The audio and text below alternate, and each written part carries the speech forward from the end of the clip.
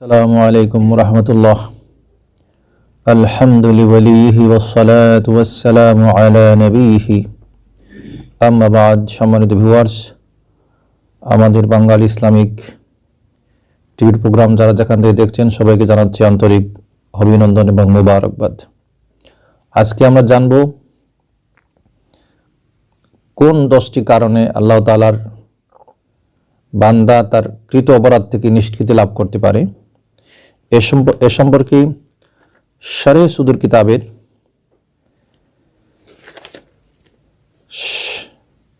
46 পৃষ্ঠার মধ্যে ইমাম জালালউদ্দিন সুয়ুতী রাহমাতুল্লাহ আলাইহি উল্লেখ করেছেন, মান ফাআলা সাইয়্যাতান ফাইন্না উকুবাতাহা তুদফাউ আনহু বিআশরাতি আসবাব। অর্থাৎ যে ব্যক্তি কোনো অপরাধ করে বসে বা কোনো পাপ করে বসে, তার সেই পাপটা 10টা পন্থার কোনো একটা পন্থাই তার থেকে সে নিষ্কৃতি লাভ করবে, তার পাপ মোচন হবে। প্রথমটা হচ্ছে যদি আল্লাহর সে বান্দা তওবা করলে আল্লাহ তাআলা তার কৃত পাপটি মাফ করে দিবেন। 2 নম্বর হচ্ছে যদি সে আল্লাহর কাছে ক্ষমা চায়, অনুতপ্ত হয়ে যদি প্রার্থনা করে যে আমি আল্লাহ তাআলা বড় অপরাধ করে বসেছি, আপনি আমাকে ক্ষমা করুন, তাহলে এই অবস্থায়ও আল্লাহর বান্দা তার কৃত অপরাধ থেকে মুক্তি লাভ করতে পারে। 3 নম্বর হচ্ছে যদি কোনো ব্যক্তি নেক আমল করে, তাহলে এই নেক আমলের দ্বারাও তার পাপ মোচন হয়। পবিত্র কোরআনে বলা আছে, ইন্নাল হাসানাতি ইউযহিবনাস সাইয়্যাত। অবশ্যই নেক কাজ মন্দ কাজকে মিটিয়ে দেয়, মোচন করে দেয়। 4 নম্বর হচ্ছে যদি আল্লাহর বান্দা তার জীবনে কোনো এক সমস্যার সম্মুখীন হয়, কোনো আঘাতের সম্মুখীন হয়, কোনো কষ্টের সম্মুখীন হয়, কোনো মুসিবতের সম্মুখীন হয়, তাহলে এই সমস্ত অবস্থার দ্বারাও তার অপরাধ আল্লাহ তাআলা মোচন করে দেন। 5 নম্বর হচ্ছে যদি আল্লাহর কোনো বান্দা কবর জীবনে চলে যায়, কবরে যাওয়ার পরে কবর যখন চাপ দিবে, প্রত্যেকটা মানুষকে কবরের এক প্রান্তের মাটি আরেক প্রান্তের মাটি এসে তাকে ধাক্কা দিবে, চাপ দিবে।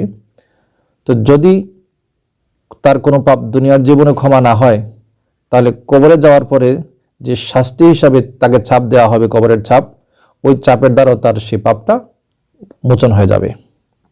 6 নম্বর হচ্ছে তার যদি কোনো ভাই বন্ধু বা আপনজন তার জন্য কোনো দোয়া খায়রাত করে, তাহলে এতেও করেও তার পাপ মোচন হবে। যেহেতু আল্লাহ তাআলা আমাদেরকে শিক্ষা দিয়েছেন পবিত্র কোরআনে, রব্বানা ইগফির লানা ওয়া লিইখওয়ানিনা আল্লাযীনা সাবাকুনা বিল ঈমান ইলা আখিরিল আয়া। আল্লাহ তাআলা উম্মতে মুহাম্মদকে শিক্ষা দিয়েছেন যে তোমরা তোমাদের ভাই বন্ধুদের জন্য ক্ষমা প্রার্থনা করো। তো যদি কোনো ভাই মারা যায় তার পাপ অপরাধ নিয়ে, আর তার পরবর্তীতে যারা জীবনে বেঁচে আছেন এমন ভাই বন্ধু যদি তার জন্য আল্লাহর কাছে ক্ষমা প্রার্থনা করে, এতে করেও আল্লাহ তাআলা ওই বান্দাকে পাপ থেকে মুক্ত করে দেন যে কবরে চলে গেছে।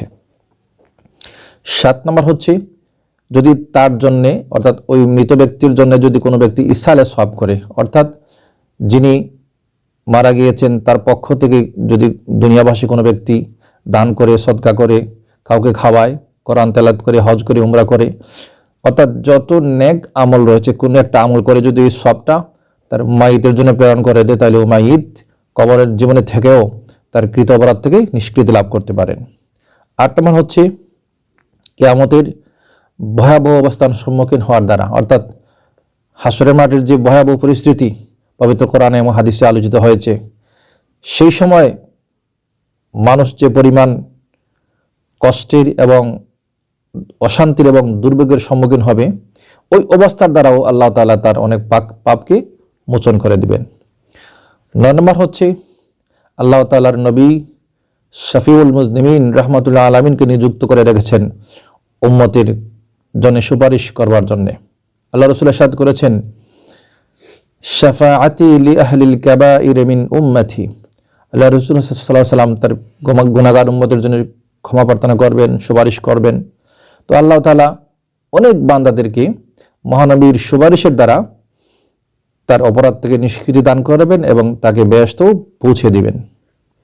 10 নম্বর হচ্ছে যে ব্যক্তির জন্যে আগেকার 9টা সববের বা 9টা পন্থার কোনো একটা পন্থাও নসিব হয়নি, তার ভাগ্যে জুটেনি, ওই ব্যক্তিকে আল্লাহ তাআলা নিজ কৃপায় নিজ দয়াগুণে তাকে ক্ষমা করে দিবেন।